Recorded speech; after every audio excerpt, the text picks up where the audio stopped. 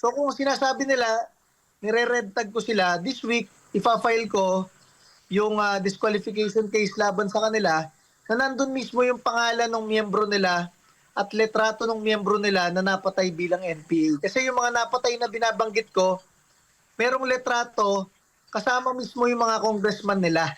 Ngayon, dahil talagang malaki yung pag-asa, yung chance po talaga ninyo na makapasok sa Kongreso, ang Duterte Youth Party List, ano ho ba yung naiisip nyo na ngayon, na pinaghahandaan nyo na move o hakbang para po isulong dyan sa Kongreso?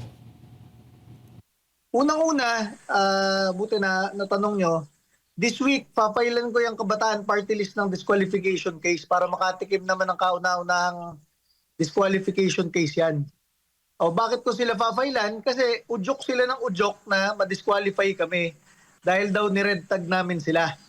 Eh sinabi ko na nga sa kanila, hindi naman ako yung banggit lang ng banggit ng pangalan nila tapos sinasabi kong link sa NPA. Nagbabanggit ako ng mga pangalan ng miyembro nila na napatay na bilang NPA. So yun, medyo klaro ako doon. So kung sinasabi nila, nire-red tag ko sila, this week, ifa-file ko yung disqualification case laban sa kanila na nandun mismo yung pangalan ng miyembro nila at letrato ng miyembro nila na napatay bilang NPA. Kasi yung mga napatay na binabanggit ko, merong letrato kasama mismo yung mga congressman nila. So medyo klaro yon. Bakit naman na magrarally dun sa party list nila, yung kasamahan nila, tapos mapapatay bilang NPA? So may ipa-file kami either this Thursday or Friday, medyo konkreto na disqualification case dito sa Kabataan Party List. Hindi to red tagging. Kasi hindi naman nila mapaliwanag kung bakit yung miyembro nilang iyon napatay bilang NPA. Gaano po kahalaga, Chairman, na maalis sa Kamara o sa Kongreso o sa gobyerno itong mga party list group na umano'y mga konektado dito sa CPP, NPA, NDF? Yes, importante yan.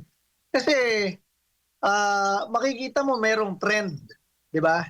Hindi naman lahat miyembro ng NPA, pero bakit meron kayong mga miyembro sa iba't ibang panahon, sa iba't ibang taon, sa iba't ibang lugar na napapatay bilang NPA? So kapag final natin yan, baka ma-realize ng COMELEC na systematic yung ginagawa nilang paraan at itinatanggi lang nila.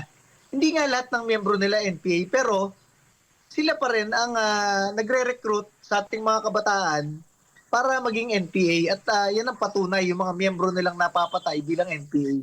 Opo. Bago ko lang ipasa kay Partner Admar, Chairman, ano naman po, bukod sa Kabataan Party List, ano naman po masasabi po ninyo doon sa mga kandidato, na ilang kandidato po na makakaliwang grupo na tumatakbong senador na ngayon ay nakikita natin na halos lahat ay hindi nakapasok doon sa top 12? Ayan, alam kasi ng taong bayan ang katotohanan. Dahil sa SMNI na nagpapakita ng katotohanan, Truth That Matters, at dahil sa social media, nakita na ng taong bayan ang katotohanan sa mga pinaggagawa nila.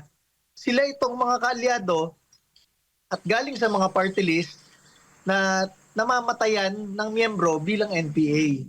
Again, sinasabi ko, hindi lahat. Kasi baka sabihin, red tagging lang to si Cardema. Hindi naman lahat. Pero bakit doon ang gagaling sa inyo yung napapatay na NPA? At dahil dyan, nakita yan ng taong bayan at kaya ayaw sa inyo ng taong bayan, hindi kayo pinapanalo kahit kailan bilang senador.